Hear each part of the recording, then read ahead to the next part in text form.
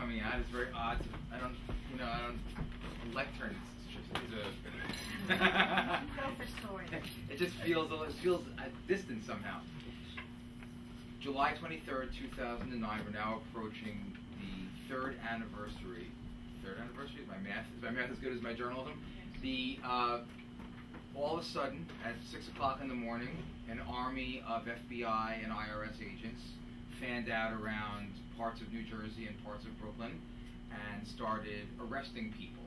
And when they were all done, 44 people had been charged, 43 were in custody, and it would become the largest corruption case ever in New Jersey's colorful history. Included among the people arrested were more than 10 religious leaders from Brooklyn, many of whom Orthodox rabbis, and there was absolutely no obvious connection between those individuals and the other people who were arrested in the political corruption case. And quickly, the story would come out that a one-time leading developer from the Jersey Shore, who had been arrested in a $50 million bank fraud, had turned state's evidence, worked with the United States Attorney's Office and the FBI, and went about bringing down all of these cases throughout the metropolitan area. But still, there was absolutely no obvious connection. What did a money laundering Hasidic rabbi in Brooklyn have anything to do with a money laundering Syrian Jewish rabbi down the shore? Have anything to do with a Republican assemblyman taking kickbacks and bribes in Ocean County? Have anything to do with the deputy mayor of Jersey City, who happened to at one time have been a burlesque dancer taking kickbacks in Jersey City? None of it actually made any sense. And so, into the breach of logic, myself and a colleague of mine at the Star-Ledger, which is where I was working at the time, we walked into the case with fresh questions and a fresh set of eyes after having started covering it at the Ledger. And we said, what is this? What happened here? And fortunately for us, after myself 10 years covering New Jersey politics, and my colleague Ted, he had 25 years covering New Jersey politics, we ended up finding a lot of information that went a long way to answering the questions. We found out that Governor Christie, who benefited from the case breaking when it did the way it did, had a critical role in greenlighting the investigation and approving the cooperation deal with Solomon Dweck. We also found out that Christie was not in love with the case. We went ahead and we found out what John Corzine knew about it. We were able to answer a lot of the political questions that had been asked, because at the start, when the case first broke, Democrats, who were at the time losing to Chris Christie and would go on to see John Corzine lose the election in November of 2009, Democrats felt that the FBI had literally come in and cast their votes with search warrants and guns. And we wanted to find out if that really was true. We wanted to find out if this was a valid prosecution, or was it a political prosecution? Was it something that was going to collapse on appeal the way that some of Rudy Giuliani's mafia cases collapsed in New York City when he was U.S. Attorney, despite the fact they helped him build a reputation? And we found a lot of things we didn't know we were going to find. We also found the secrets behind the most impossible to believe portion of the case, which was the kidney broker, because amid all of this, corrupt politicians, kickbacks, bribes, money laundering rabbis, we found an international kidney broker. And we found out exactly what that was about. And in fact, it was a remarkable part of the case, and it was something that, hard to believe, it was the first time ever that the federal law, the federal criminal statute barring organ brokering, that statute had been enforced for the very first time. It's still the only time. And we found out exactly how this man came to run an international kidney brokering ring. We also learned a lot that we didn't know, and a lot that reinforced what we already did know about New Jersey politics. So as we write, politics and business come together in New Jersey like nowhere else. A universe that looks, sounds, and smells familiar, but is at the same time strange and foreign. It is a place where there are few good guys, and the ones that there are often earn little, if any, respect. It is a place where there are real bad guys, actual crooks, colorful villains, and even dangerous characters seduced by money and power. But they are all so interesting, engaging, and quick with a tale that they are downright impossible to stay away from. There are the political bosses who, when they're not ordering the assassinations of careers and reputations, are philanthropists and businessmen running schools and banks and insurance companies and law firms. There are the rabbis who lead cloistered communities and use seminaries as power bases to extract tribute from politicians. There are the priests who negotiate communion rights based on political stances. There are the lawyers who know everything about everyone and get paid for it to boot. There are the bagmen, the go-betweens, the intermediaries, who ensure that the skids are greased, the meetings are set, and the beer is cold. We learned about the inner workings of the 2009 gubernatorial campaign, which for all of the thousands of column inches that were written in newspapers is really a race that we didn't know a lot about. And we found out how little we knew the more we ended up getting educated and what was going on inside the two campaigns. And we ended up understanding a lot more, frankly, about the two men at the center of the race, Governor Christie and Governor Corzine. And a lot of it, again, reinforced what we already knew and what we already suspected, but also surprised us in a lot of ways. We learned about secret involvement of the White House. The White House would never have wanted people to know their involvement at the time, and we were able to pull back the curtain on some of that, on rumors that we never would have believed while it was going on. But John Corzine literally was considering aborting his run for re-election. There's this man who, even before his recent collapse in the business community, he was a guy who had never become used to losing. He won every game he ever got into. He ended up being able to win, and there were reasons for it, and some of them were good and some of them were bad. But he felt so despondent about this campaign that literally the West Wing at the White House was informed that John Corzine was considering getting out of this campaign, and we learned about that. But we also, most of all, we had to learn about Solomon Dweck, this sort of roly-poly, unremarkable looking guy who at 30-something had created a $400 million real estate empire. He was on a first-name basis with every ranking politician and business leader in New Jersey. He was sought after. His name and his family's name remains on all sorts of buildings throughout the Orthodox Jewish communities that he circulated in. He funded kids' educations, and he paid for scholarships, and he ran what was one of the biggest Orthodox yeshivas in New Jersey until it was forced to close because of the scandal. But we learned that Solomon Dweck was, more than anything, possibly New Jersey's greatest con man ever. And a con man who conned everybody, a con man who started conning people when he was buying grades in high school, and somebody who had no friends, and in the end turned on his own community, and ultimately somehow seems to have found some amount of regret in what he's done by turning on his community, because he's now seen that his family has been excommunicated essentially and cast off and shunned by the community that was really the only safe harbor for them. And so I'll close my prepared remarks with one additional excerpt from the book, and this excerpt opens up with the FBI preparing for the raid. It's the first week of the first couple of days of the week. The week is July 23rd, 2009. It's a Thursday morning. As that week opens up, the 20th, 21st, 22nd, the FBI is preparing the ground. They are bringing in additional reinforcements from field offices around the country. The IRS is bringing people in. There are not 300 FBI agents in New Jersey ready to do an arrest at any one time. I mean, the division is not that big. There are only 12,000 FBI agents in the whole country.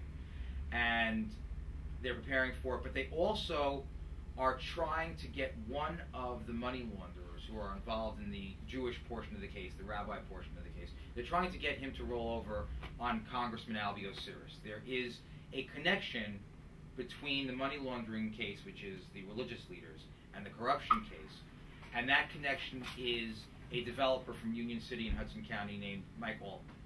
And Altman needed to be approached, but he needed to be approached very delicately. And for the 2 or 3 years that the case had been developing, the FBI always planned to approach him, but do it only at the very last minute, for fear that the approach would be unsuccessful and that Altman would turn around and let his Confederates know that the FBI was about to arrest people and take this case down. But the FBI needed to make the try. They believed that Congressman Osiris is dirty from the time that he was the Speaker of the State Assembly and the Mayor of West New York, and they felt that Altman, through their information that they had developed, was a key to getting at that. So as this opens, Dweck is back at his place down the shore. He's awaiting word from the FBI whether or not the arrests are going to take place the following morning on July 23rd. And the FBI goes to Altman. They basically tell him in cinematic fashion, we can do this the hard way or the easy way. You can help us out and possibly save yourself jail time, or you can be arrested tomorrow morning with everybody else. Altman was unwilling to cooperate. With Altman unwilling to deal, it was a go for July 23rd. The FBI's commanders were notified, as was the U.S. Attorney's Office in Newark. First things first, however, get to Dweck. Solomon was home in Deal with his wife and kids, waiting to learn the results of the Altman move. With a call from his FBI handlers, Dweck knew that it was red alert and that he needed to start the process of letting Pearl, his wife, in on the cascading secrets that had overtaken his life. The arrests would begin in 12 hours. Before the couple could share the moment of great confession, they needed to get out of the house.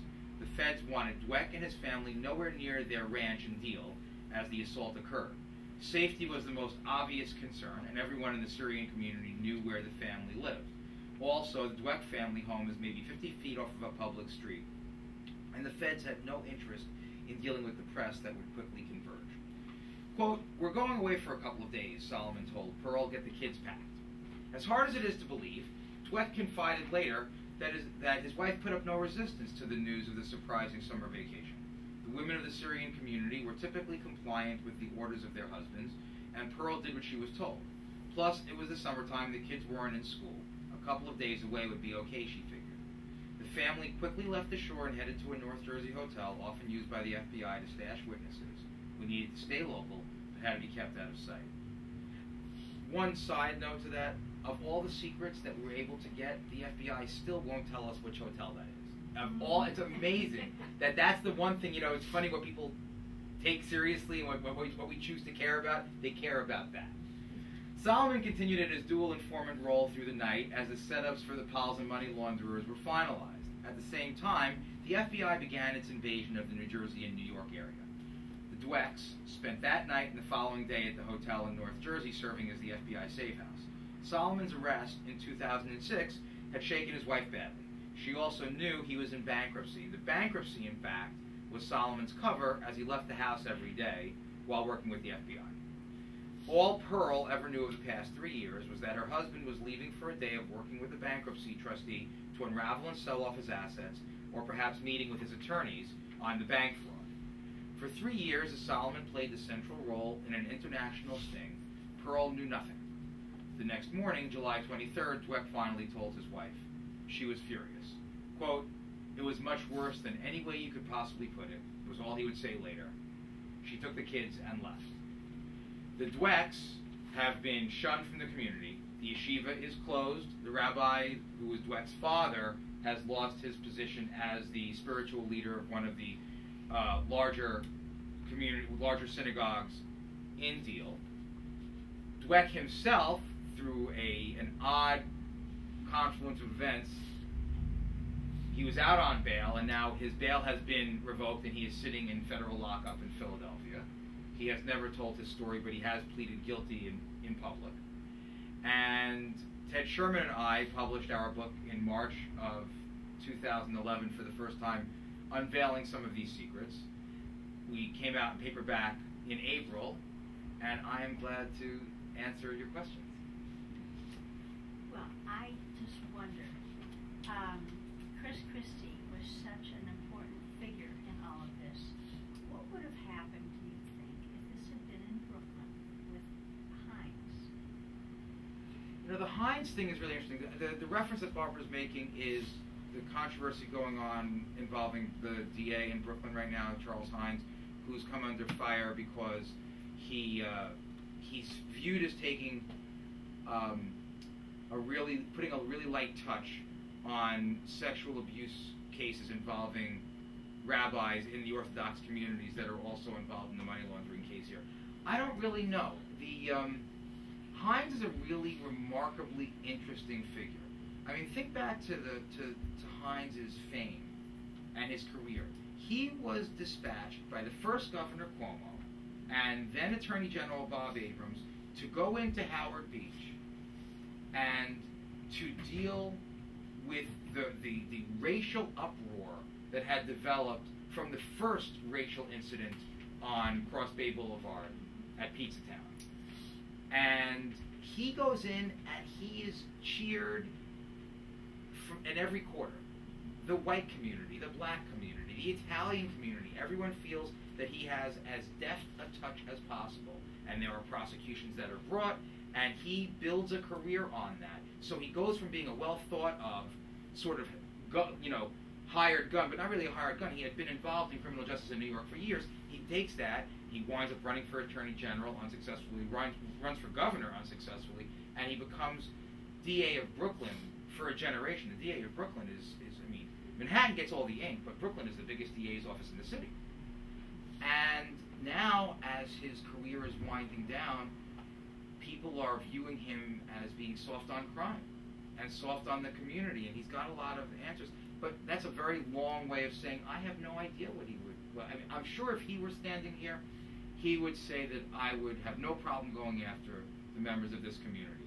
No, but as a reporter, what do you? I don't. As a reporter, and if I were a student in your class, you would tell me I could only tell you what I see, right? I couldn't speculate on it. I have no idea. Is it which Charles Hines are we seeing? The one who went after racial assaults in Howard Beach with a fairness and a vengeance that was hailed, or the Charles Hines who has allowed rabbis accused of abusing kids in their care to get on planes and go to Israel never to be seen again? I have no idea. Honestly, he's one of the questions. I would love to know what he's thinking. Violence too. Terrible. There are cases. I mean, it's taken now the stories, the revelations about what he has done. It has been front and center in the Jewish media in New York for 5 years or more. Nightline has gone after him. National news. The New York Times just did a 2-day series. The Jewish websites that are dedicated to pulling back the curtain have been on his case for years, and only now he's starting to go after. There was this past week it was news when he charged 4 members of the ultra-Orthodox community with witness tampering. It was news because he had charged them with witness tampering. I have no way of answering. I would love to get that. That's one of those deathbed interviews. You'd like to know what Charles Hines was thinking. Honestly. Because he's going to wind up making the first line of his obituary be that he was weak on sexual abuse in his jurisdiction, when he always thought the first line of his obit was going to be Howard Beach. Sir? Was any pressure put on you to leave names out or not to print it? Beyond just the publisher's lawyer who really pressured us? No, the publisher's lawyer, by the way, we got a thing with him. No, the only name we've left out is the Israeli money laundering kingpin. Money laundering, if you do it well and you're successful at it, whoever wants to be successful at it, you need to be working off of a very, very large pool of cash, because you're basically taking things that are not cash assets, checks, valuables, etc., and turning them into cash. So when Dweck's numbers, the dollar figures, started getting really, really large, they ended up getting to a kingpin in Israel who was well known as a leading money launderer. He's never been charged. He's never been unmasked. We know his name, but the lawyer for the publishing house said we can't use his name because they were afraid we were going to get sued, and more than get sued, they were afraid we were going to lose. So that name is omitted from the book, much to our chagrin. The other names, we were not pressured, but interestingly, when we speak about the book with Jewish audiences, we have been and we are asked politely to omit certain names without sanitizing the story.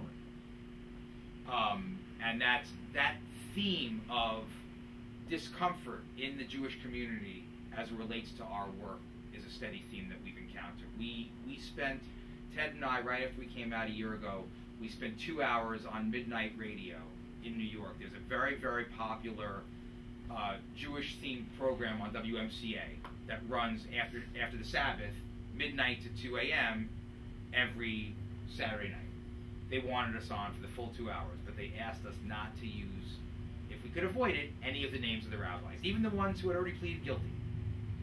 So it wasn't really pressure. We were asked to do it. But it's, for a community that is really, as much as any ethnic community, is really uncomfortable talking about its own dirty laundry, it's a minor trade-off to be able to talk about the story, because I'll tell you, there are plenty of Jewish media outlets that didn't want to touch the book. So. No politicians? No, the other end of the... No, the politicians didn't pressure us to leave names out. No, it's a standard give and take. A reporter writing a story, you'll always have it. Bob Menendez, the senator who's now running for re-election, his staff wanted us to include less about him, less about his political organization, less background of his politics, which is a little bit like trying to write about the first 7 days God's creation of the planet, but leaving out Wednesday and Thursday. Bob is a central force in Hudson County politics. Yeah, it would be like forgetting about gravity but writing about earthly physics. So we very respectfully, and maybe even not so respectfully because I have a tendency toward that latter category, we said no, we can't leave Bob out. The Pauls, they always a lot of the lawyers who helped us wanted to not be known for having helped us. That's true. But they weren't key to the story. But they wanted us to not tell people, look, Josh, I'll help you out. I'll give you the background of what happened in whatever moment in the story, but don't let anybody know I'm helping you out.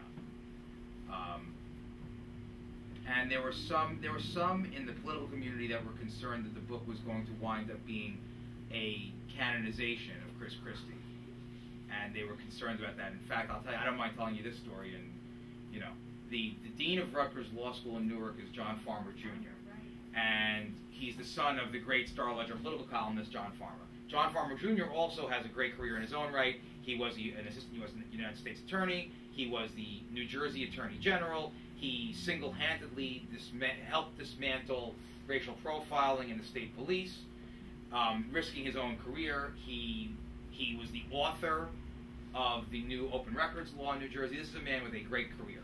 He has always been a great friend, professional friend to Ted and myself, and he's always been a great source of background information and legal information and vetting. And there have been times I've called him, 10 o'clock at night, John, I need to ask you about this. He won an award for SBJ this year. Oh, he did. He's a remarkable human being. Seriously, and he's won some of the great legal journalism awards. He writes for the Ledger still, and he's a beautiful writer.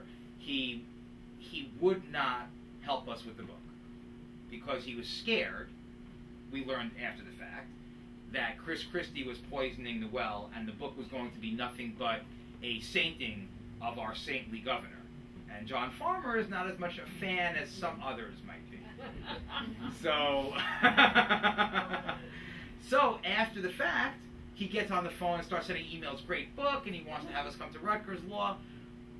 He was nervous. He wasn't going to cooperate with something that was just going to be a whitewash of history. Which, you know, you got to give him credit for it. That's a whole different issue. Yes, ma'am. Oh, sorry. Yes. What have you heard from Joe Doria since the book came out? Well, in a you know, for us it's important because Joe liked the book. Joe felt the book was fair, and that's important because we tried to be very, very fair. From our standpoint, we liked there. You know, this is we're talking about journalism with journalists. So people always ask us, don't you find it restricting and constricting that you can't have your opinion out there? And the older I get and the more time I spend doing this work, the happier I am to not have to have an opinion. I can see both sides of stories. I can listen to bad guys and believe them just as easily as I listen to good guys. I talk to good guys all the time, and their stories are a lot less interesting and a lot less trustworthy sometimes. In the case of Doria, the journalistic safe harbor of objectivity was exactly the place that Ted and I wanted to be. If you read the book, Ted and I have no opinion about Joe Doria. There are comments we make in the author's voice throughout the book where we basically telegraph that we think somebody is not telling us the truth, or we think that something is laughable, or, you know, ha, of course, you know, whatever. There's none of that in the Doria sections. We don't know who to believe. I've told Joe Doria to his face, I don't know that he's telling the truth. I don't know that the feds are telling the truth. I know that it was a remarkable piece of the story, a remarkable piece of the investigation. I don't know that any of us sitting in the FBI, knowing what they know about Joe Doria, I don't know that any of us would make a different decision than they made. And honestly, if any of us was Joe Doria, sitting there at home and getting our homes searched that morning the way they did it, I don't know that we would feel any less invaded than he felt. So I don't know the answer. I know that it's to the feds' credit, the fact that they've given him a letter. He probably deserved it, only for the case I personally believe, having covered federal law enforcement for a number of years already, I believe that anybody whose case winds up becoming public, if they're not ultimately going to be indicted or charged, I think the government owes them some public statement like that.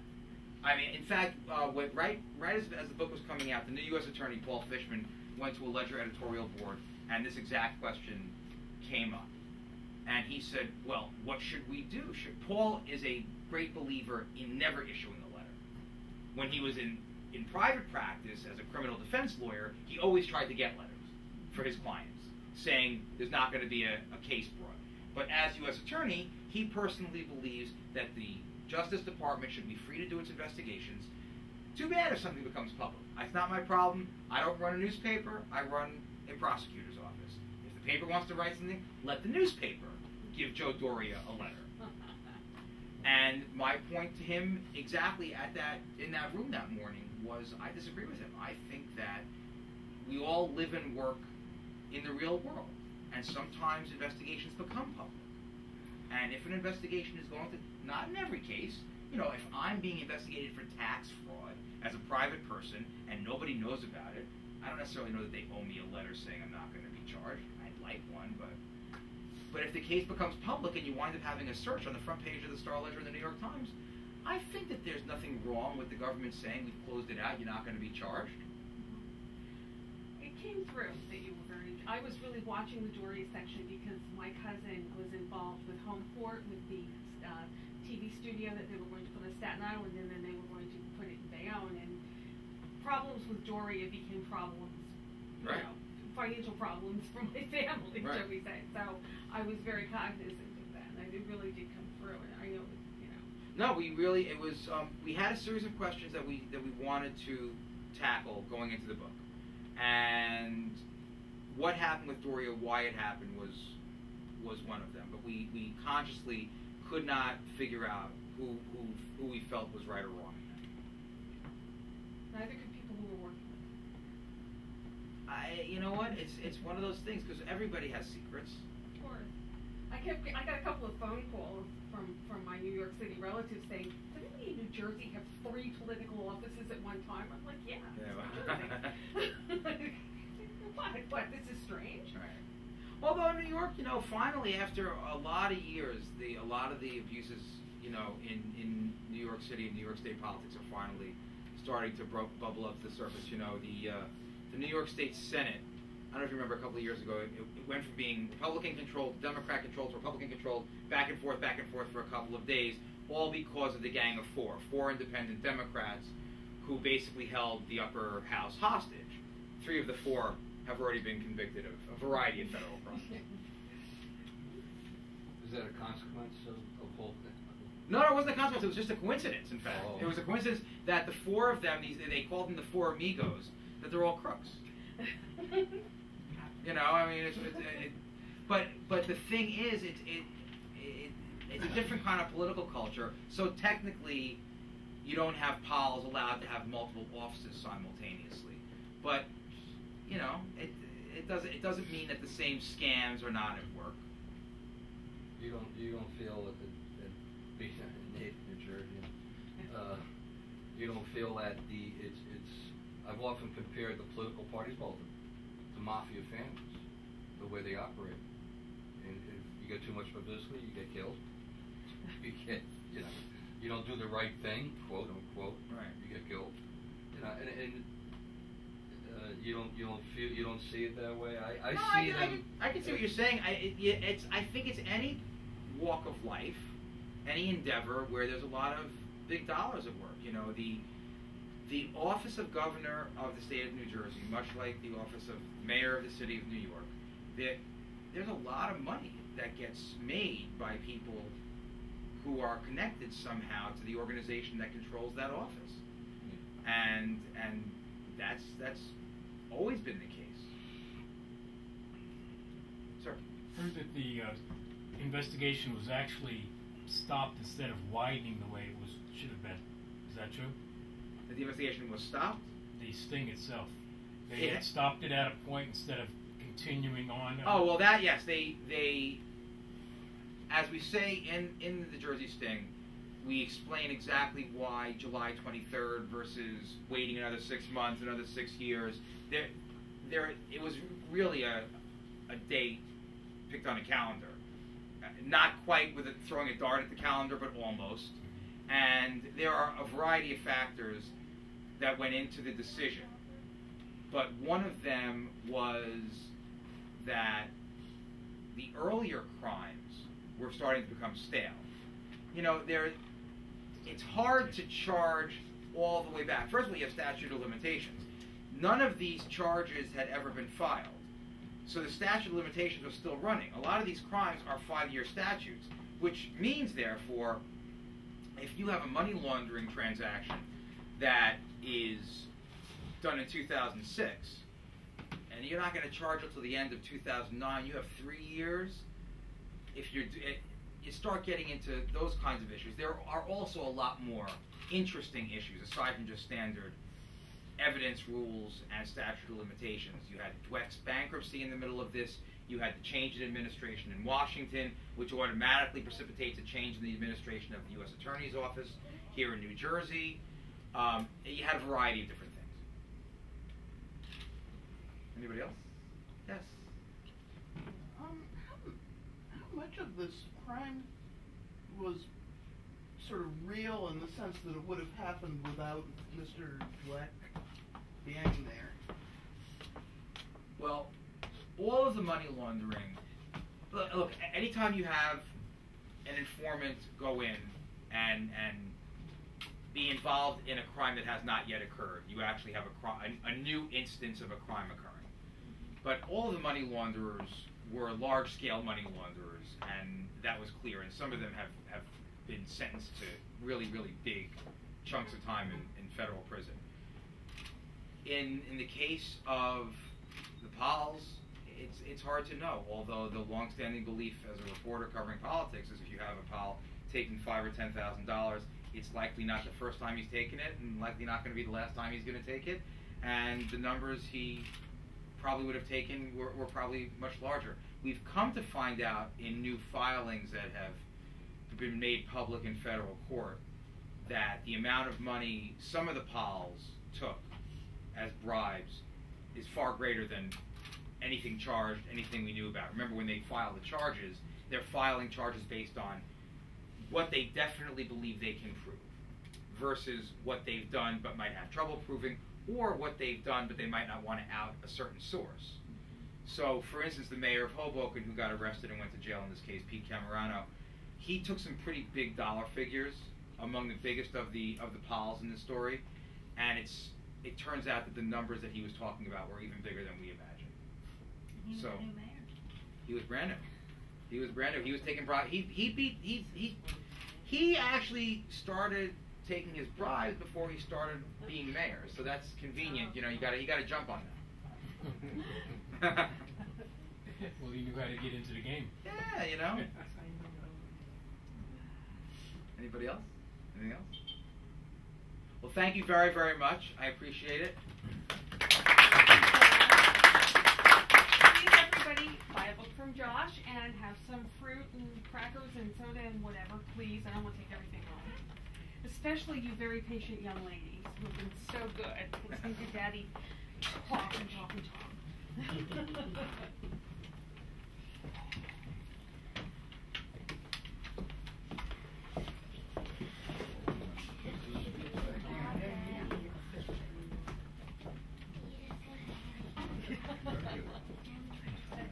Number one endorsement.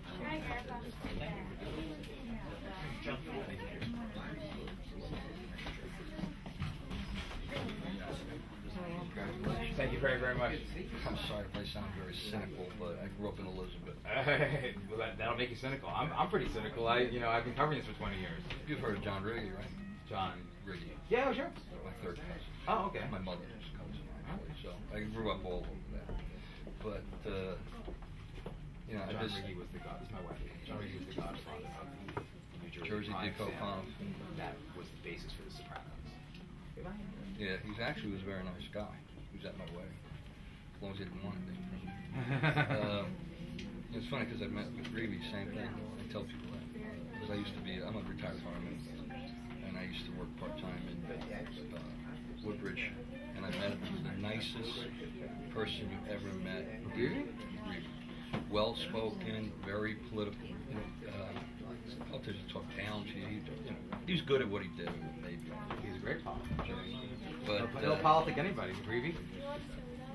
The best thing is going to watching the politicians politic each other. Jack, I've been involved in some of the lower end stuff, but like you said, what they do behind closed doors. You gonna make I would worry about something. I would like to see something on Jersey. Yeah, it's coming. I don't know about a sequel where Something similar. you know what, I would like to. You have to find the material. You know, writing nonfiction is hard. You got to depend on the facts coming in. But it's Even if you did the old facts, the Jersey is further north. Jersey's fertile territory. Right, and if you just went through some of the old records, you know, this, like you said, this mayor, that mayor, Atlantic City. How many mayors in Atlantic City went to jail? I mean, how many mayors? What, 3 in a row? Oh, a lot. Yeah. Yeah, I'm just saying, it's there. I mean, I don't think see this happening in other states. Not in the way it happens here. And when you say, well, this one took this and this one took that, it's okay. So that's what I think. I mean, don't they all? And not that I know, of course, but that's actually poisoning the tree. I believe. Don't get me started. But if your next one is something similar, just to Jersey politics or something like that, and just I'm sorry, pardon me. No, I'm fine. I asked for. Fill out these doors. Thank you. It's okay for you? They do. It's an old fireman's joke. Well, that's what I would like to see. Question I didn't ask the public is, what is the danger to you, to your career, for doing something like this? Actually, this one is not really all. we were writing up something as it already broke. I mean, there have been cases that I've worked on that have caused more problems for us with threats or whatever as the cases developed while we were working on them. Turn your around because the camera so you can give your answer to the camera. Oh no, there have been times when we have been threatened as we reported on stories before the stories came out in the paper, but this is not one of those. We didn't. But even from the communities, I We heard the did. question about the We pressure. had people that were unhappy, but no real threats to us. Dweck got a lot of threats. His family got a lot of threats. But I mean, this was a case that crashed into the public domain, through no fault of us, of our own. So it wasn't like all the president's men. No, we wish. Yes, sir. Come on up. Thank you. Hi. Mike Martin. Yeah, I'm not from New Jersey, but I came up here just about the time. Uh-huh. Yeah, so I'm a little bit familiar. Good. Good. I'm just waiting. Let me make it official on paperwork. That's fine. You wouldn't want to get arrested by the Metuchen cops. They're a real hassle. I know, yeah. I know. They're waiting for book shoplifting. That's their thing. Yeah, I manage the art gallery around the corner. I don't know if you're familiar with it. I've driven by it a million. I live right here in town. I've driven by it a million times. Come by and see me. We're open 5 days a week, 9 to 5. So. My wife will make sure to stop in this week with the kids because she actually, my kids are all artists, and so they love this. It's all contemporary art. Artists, what, sweetie? I have one. No, you want to stop into the art gallery around the corner? It's not open now, but I can open during the week. No, during the week. Oh, during the week. I mean, I can go open it up for you if you want to see it. No, okay. Sunday, day of rest. Okay. You like to paint? You'll like this. This is all original art. Yeah. Make it out to Michael. What do you like? Michael and Tammy. Michael and Tammy. T-A-M-M-Y.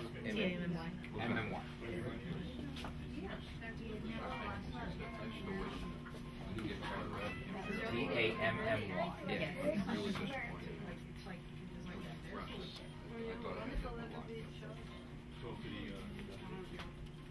I like the same better.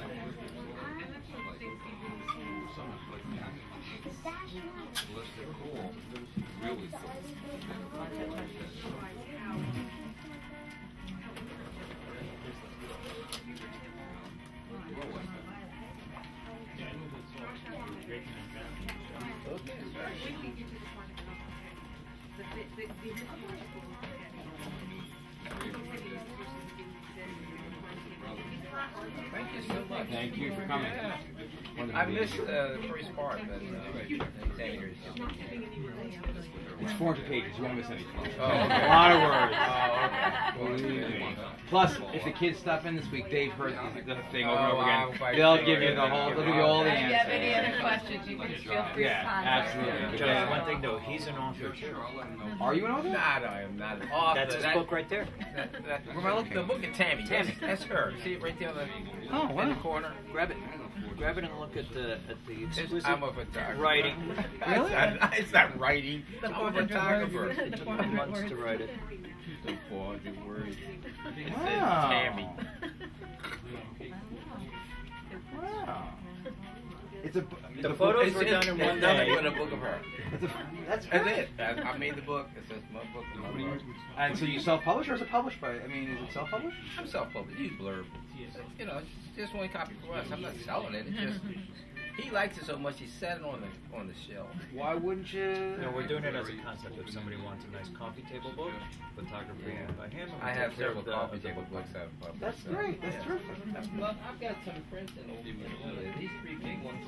You see them outside? That's great. Those are my. So photographs. technically, he's an author as well. Hey, man, that's technically nothing. That's I'm talking to a He's got a real book. author. I'm not an author. A real author. Yeah, this is Tammy.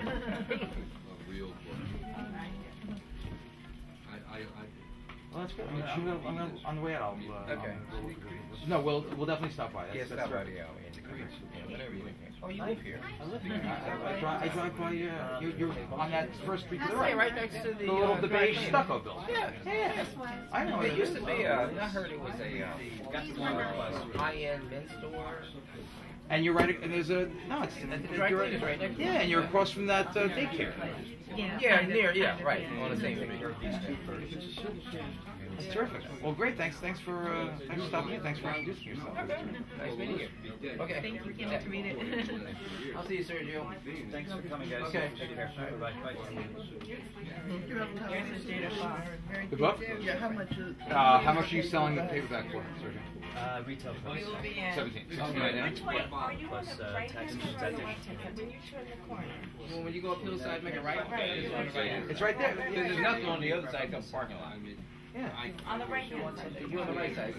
Right across from ABZ. These here for a moment. That gal has been there since January. But how long have you been there? I've been there about 2 months. Yeah, Let me grab you the book. yeah. I'm called the manager of business operations. In other words, I run the gallery.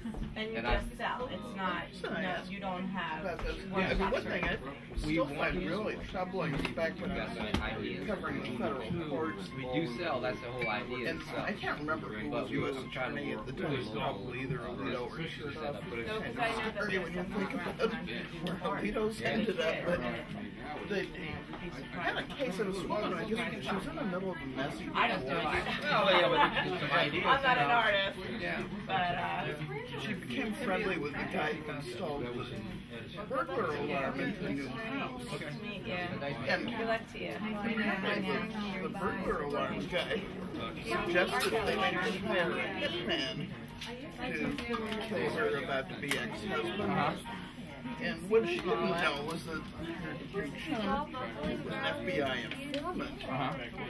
So he fixes her up with this hitman who's really an FBI agent. And she ends up. What's Rebecca?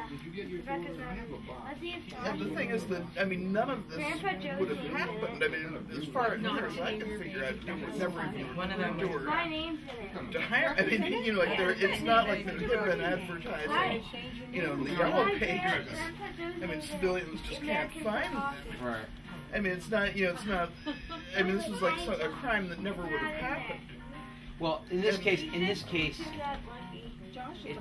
it seems it seems that the Pauls were on the table, and the bagmen brought Dweck to them. F-R-A-N, yes? Yeah, see. Oh, F-R-A-N. Well, we're dancing the tango. She was the first Emily at St. Clair's Hospital in Denver in 30 years. By 2 years later, it was like the most common. We know a lot of Emily's now. Is it why? Yeah, E-M-I-L-Y, regular spelling. I like the I-E, but then she doesn't find anything with her name on it. But, No, it's true. You have to think of it. but seriously, there was wait for him the to first sign one it. in 30 years at St. Clair's Hospital, and then by the next year, it was right to the hospital. I think that's it. Look, my name is Ellis Florence, and Julianne uses my front end, so I can't really find anything. Now, I know what Julianne. Thank you very, very much. So, you see, this case wasn't quite. But mommy's an inner city teacher. I'm not. There are people who got badly mistreated in this case, and there were charges that were brought that shouldn't have been brought, and we go through a number of them in the story. Yeah. But by and large, the bulk of these cases, bad guys got arrested and are going to jail. Barbara, we're going to make this out to you. Sure. Okay. It's R-E-D. See, so mommy didn't really spell it wrong. You and Juliana Margolin. There we go. There we go. I'll have one of those. She's happy. My best friend is Rebecca too. I'm actually out of the book, so let's see. Josh, do you have some books? I get this. Okay, great. The president of the, well, former president of New York SPJ is Rebecca. Is a Rebecca who's never a Becky. Or Rebecca who's never a Becky.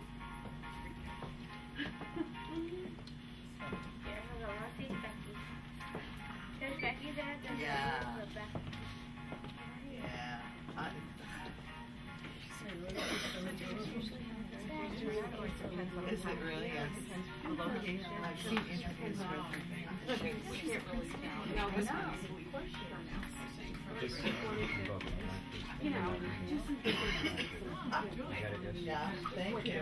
Put it out there. You made it too easy for me. It looks good.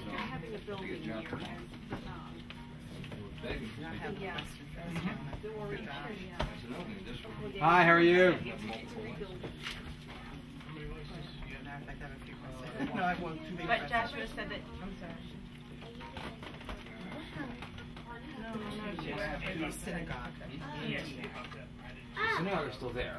The rabbi, the father, Dweck's father, the rabbi of the synagogue, has been thrown out. Okay. Deal synagogue, which people live in? Honestly, I don't know my appearances. Yeah. The Deal Yeshiva is closed. That was their yeshiva. But the rabbi was also the main rabbi of the synagogue, and he's been shot. Father? Yeah. Mid 5 feet, very slight, slim, white hair, white beard. He looks Hasidic. Much more than he looks Syrian. I don't know what the name of it was, but my daughter and her husband get married. And they said that their rabbi. I have them at home. I have only paperbacks with me. I'll take a paperback. I'm sorry. That's okay. Okay. It's okay. We couldn't get more than 3 Yeah. from Okay. the distributor. Okay. I'll sit here. Go ahead. Let me just grab one of yours then. Yeah. Paperback. Oh, is that it? I'm curious also, has anybody investigated the synagogue and the Well, yeah. In fact, the accounts for a number of the synagogues and charitable organizations that were used as part of the money laundering have been frozen, and there have been stories about that in the ledger because they can't get their money back. There's millions tied up right now. Maybe now that the case is coming to a conclusion, they have started releasing their accounts. He's the author. But they've done a number, you know.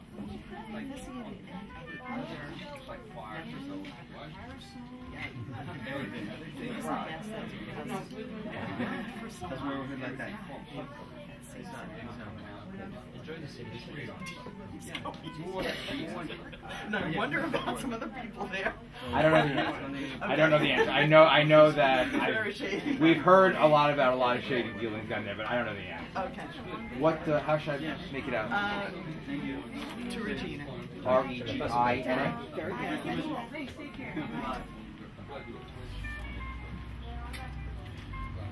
Oh boy, am I going to show this to them. They're going to love this. Thank you so much. It's very nice to meet you. Very nice to meet you. Thank you.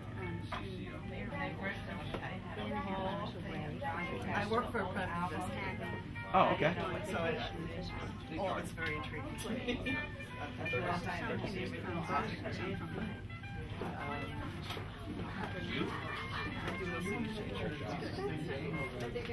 No, the actual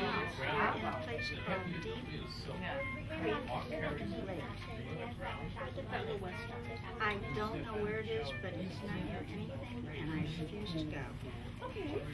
I would just love to do that. Anyhow, I was telling you, Yeah. so they were going to get married in this very beautiful, magnificent hotel, all white and marble and very lovely. Mm-hmm.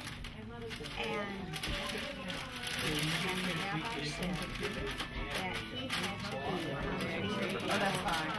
Thank you. Yes, even though he especially. had nothing to do with I'm going to get it covered and everything. He said, okay, stand off to the side. And then he said, and you have to use two Really? And they said, that's it, we're not doing it.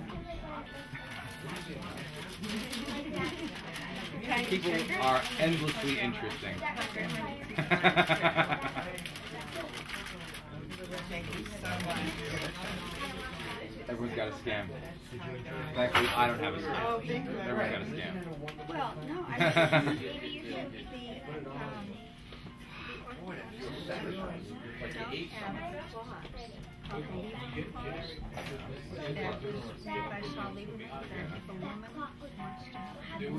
Oh, it's the whole Laguna issue. Yeah, sure. And so that was the issue. They said absolutely Oh. that we stand for anything. You know, that was the. Have you been following the case in Lakewood where the rabbi and his wife kidnapped the Israeli guy, and the feds wanted to actually blow the lid off of the Aguna thing. They thought they were at the ground floor of being able to break in an Aguna ring, you know, and they couldn't do it. Nobody would cooperate. Even the guy that got beaten up, the guy that got kidnapped, wouldn't even help them. Karen?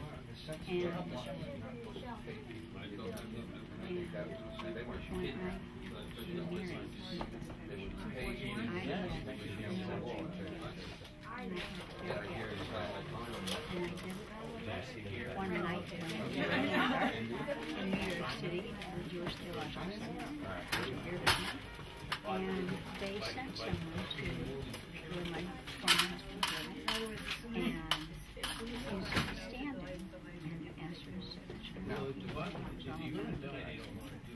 And then, and I swore my kids to secrecy that they not to, that I was married. You only need probably one kid who lives with half your. You know, with some people that don't have money, they probably could have gotten a lot. Oh my.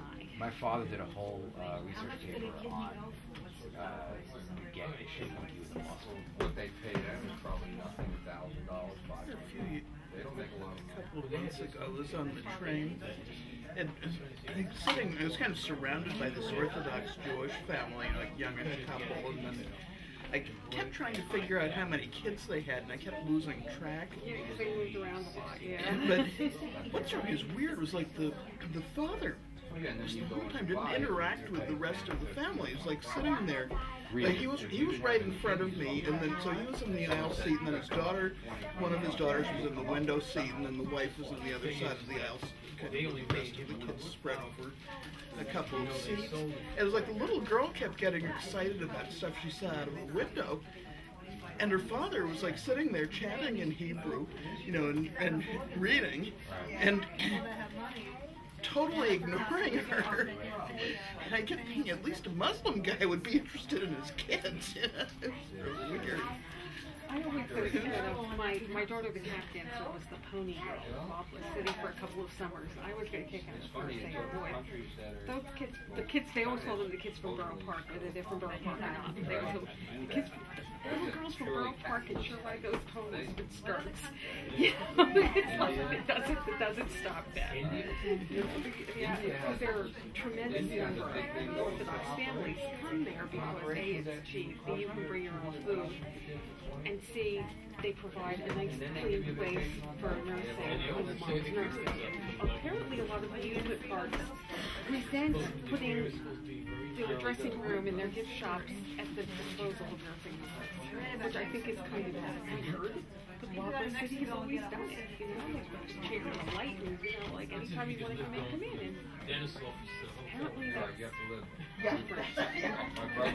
a tremendous following from Borough Park, because there's always one baby. Has changed the visa? Has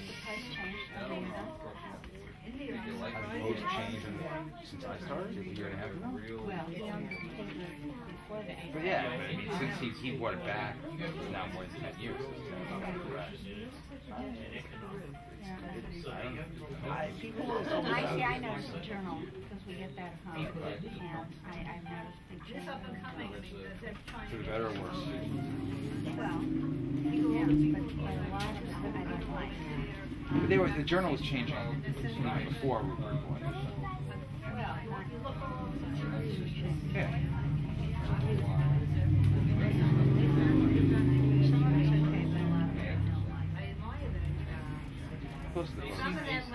Close to the post. The post is, it's he has a lot less day-to-day involvement that's discernible to us than people believe.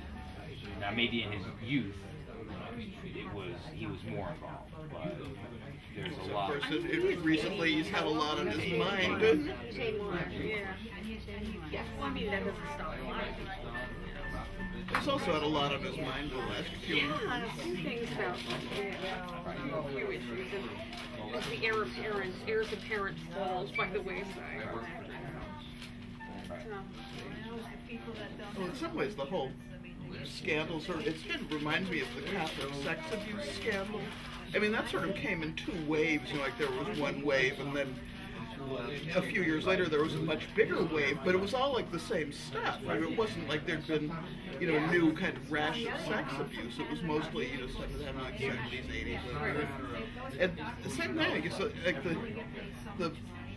but with the cell phone hacking, I mean, what the story that really made everybody crazy was when it came out that it was in 2002, the News of the World hacked into Millie Dowler's cell phone while she was missing. And that coincided with also the New York Times doing its big investigation of, or its big takeout in the magazine after what the Guardian did. Yeah. But it was kind of like this 10-year-old story, and everybody suddenly went bonkers. Right. They didn't mind when they were hacking into Prince William and Prince Harry. Yeah, well, nobody cares about the family. But we still wait with bated breath for your next book. It's not in the works yet. It'll be something else. Maybe not New Jersey. Right. Yeah, New York's nowhere near as much fun. Although, I wouldn't tell Rudy I said that. But he sent the kid I grew up with up the river in the Pizza Connection, so I always resented Rudy. He was only driving the car when Pietro Andrico got shot. He didn't shoot him, and the guy didn't die. He was one of the nicest kids I ever knew. He's the person who warned me against my ex-husband, and he was right.